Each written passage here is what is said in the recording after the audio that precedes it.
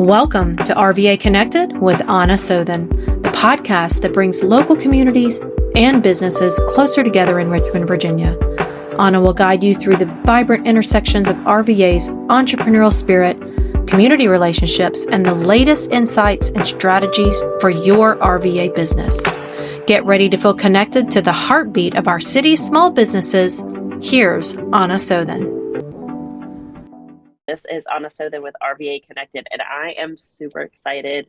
One of my beautiful and dear friends, Shannon Springer, is with me today. And let me tell you, this woman is a powerhouse. So you are just going to get so much information from her just about how to show up in all the things and do it well. That's the other part. You do it really, really well, at least from my perspective. You appear to be doing it well. So welcome. I'm so excited you're here. I'm so excited to be here, Anna. Thank you so much for having me today. Can't wait to do the podcast with you. Awesome. Well, thank you. So you are Shannon Springer and you own the Springer Agency. That's correct. That is correct. Awesome. So tell us a little bit about what you do. So Shannon Springer, again, like you said, we own an insurance agency, primarily focused here in Virginia. We have 3 offices here. South Hill, Virginia, Keysville, Virginia, and we also have one in College Station, Texas. We recently expanded to that market in the past year, but I'll tell you more about that later. Awesome. Own it with my husband. We are second generation. We were founded 35 years ago by my mother-in-law, who also powerhouse back in her day. She has since retired and enjoying the retirement life with her grandkids. So that's nice for her. But yeah, and we focus on insurance, all things insurance. All things insurance. All things insurance. And people don't realize how important insurance is until something happens, right? The tree falls on your house, or you run into, your child's caretaker's car in your driveway. Not that I had a friend who did that. That's no, not at all. not at all. But so talk to us a little bit about, and if you can, I know it's a much bigger topic than that, but like the importance of having insurance, but more importantly, having somebody who can sort of tailor that experience to what it is that you're looking for.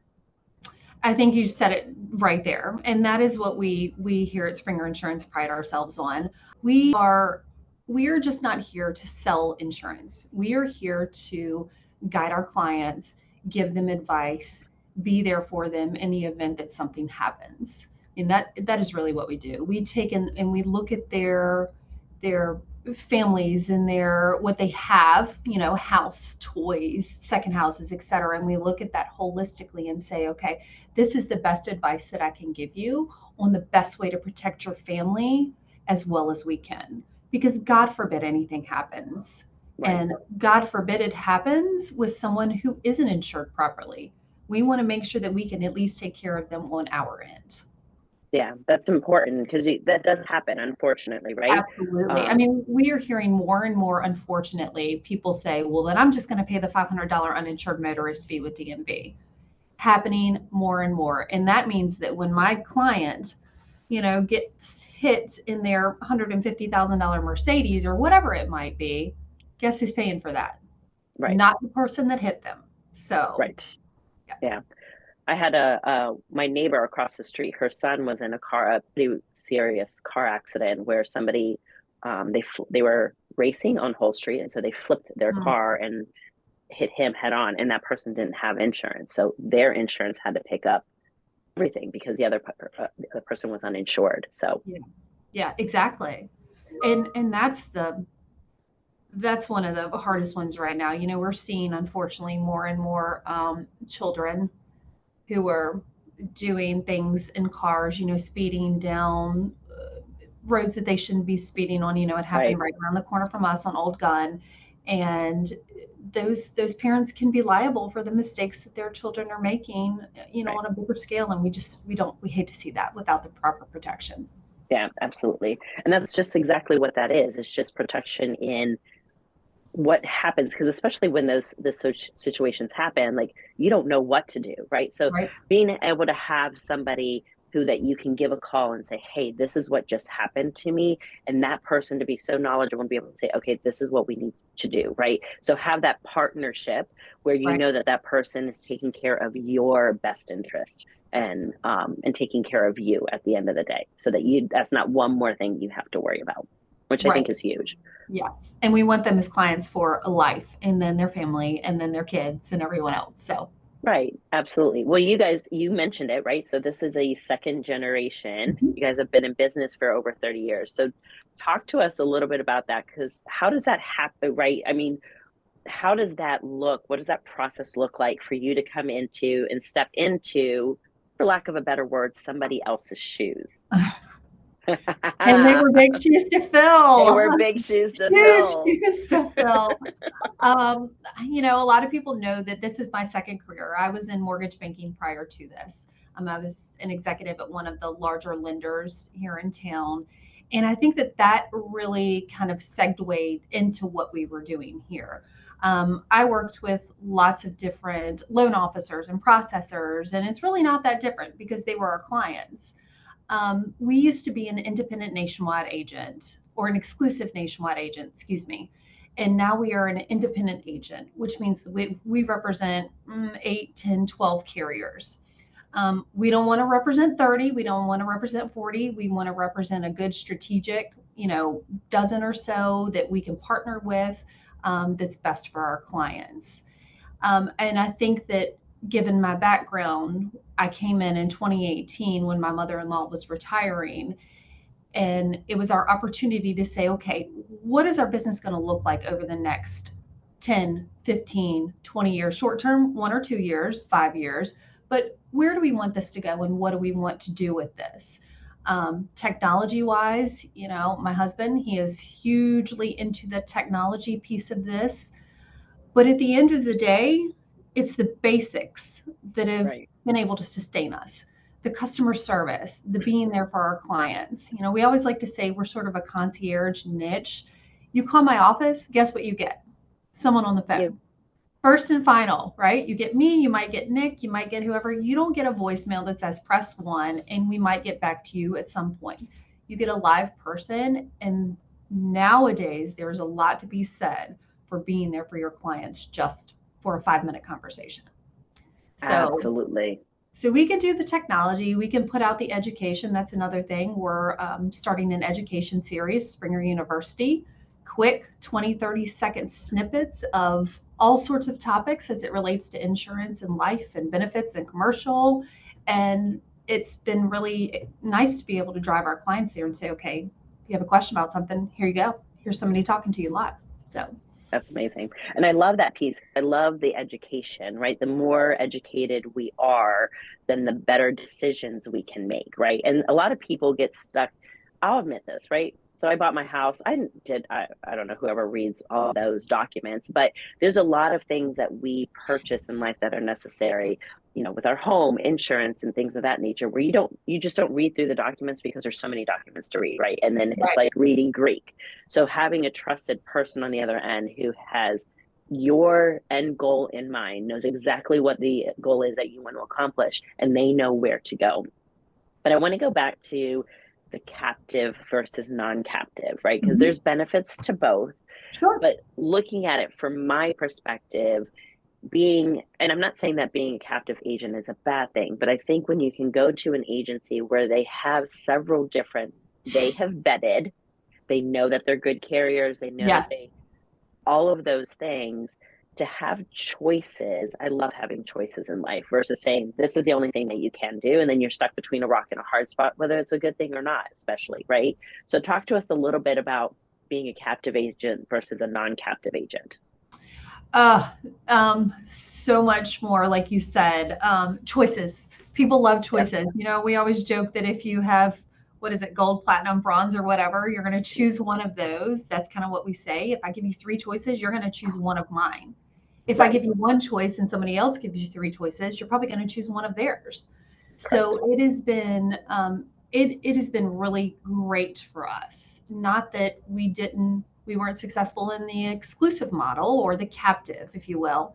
But it has been really nice to be able to have other outlets for our clients, because as you all know, not everybody fits into the same box. We're all different. There's Yes, we are. $200,000 houses and there's $1 million houses. There's, $50,000 cars and there's $150,000 cars. So it is really nice to be able to give our clients choices, especially in our current environment where rates are increasing crazy. And I always like to put this PSA out. Everyone, agencies, do not set rates on home, auto, umbrella insurance. We do not set rates. The carriers set it and give it to us. So I always like to say that. I was just going to ask that question because you and I had that conversation the other day, right?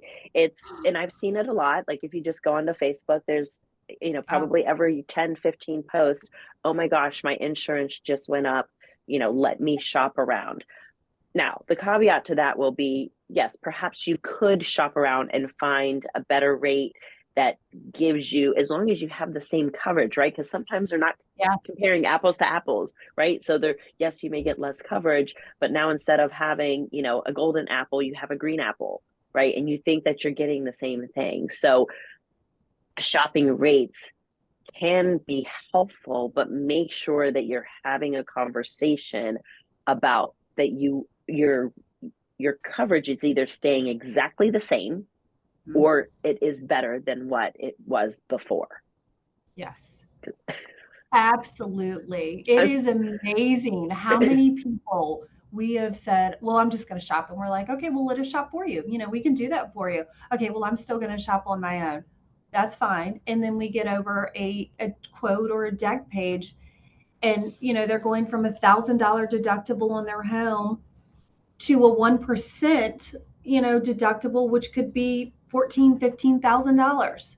It is, and they don't even, of course the premium's $3,000 lower, right? Like you've just done what you said, and you had apples and now you've got bananas. So make sure.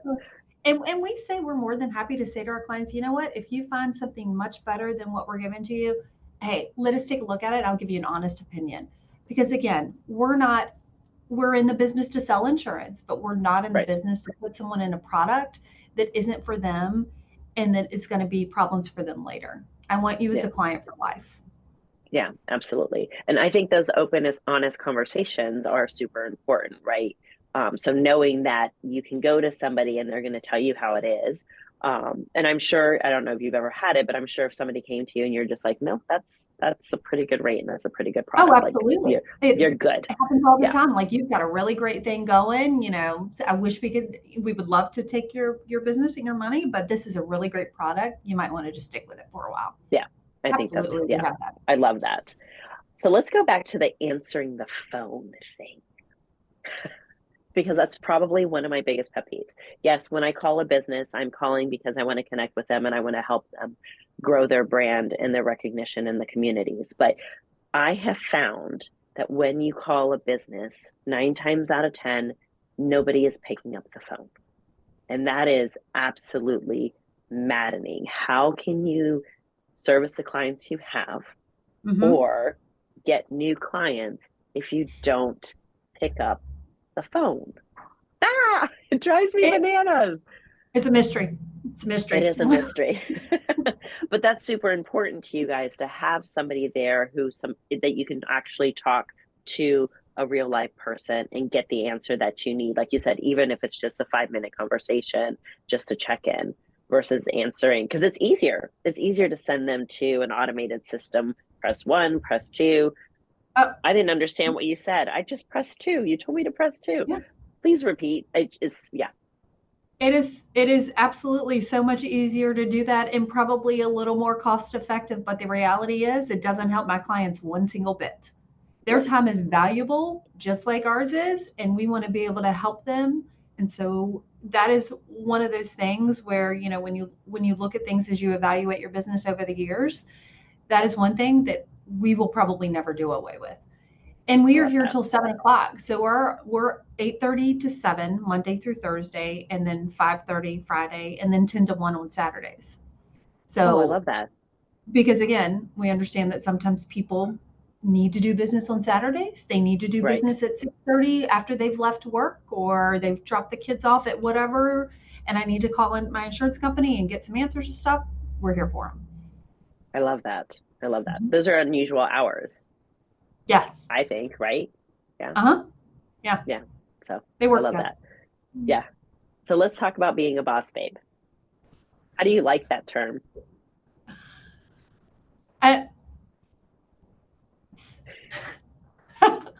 It's great. Ladies I'm and in a gentlemen, lot I've of read good it. company. I'm in a lot of good company. There's a lot of us out there, if that's Yes. the term we're going with. Yeah. So, Yeah. yep. I've rendered you speechless. I didn't even think that's You possible. did. I love it. Well, no, so like, you know, as a mom, as a wife, as a business owner, there's a lot that goes into that. So tell us a little bit, because I want to really connect with the women listeners that we have. Like, how do you do it all?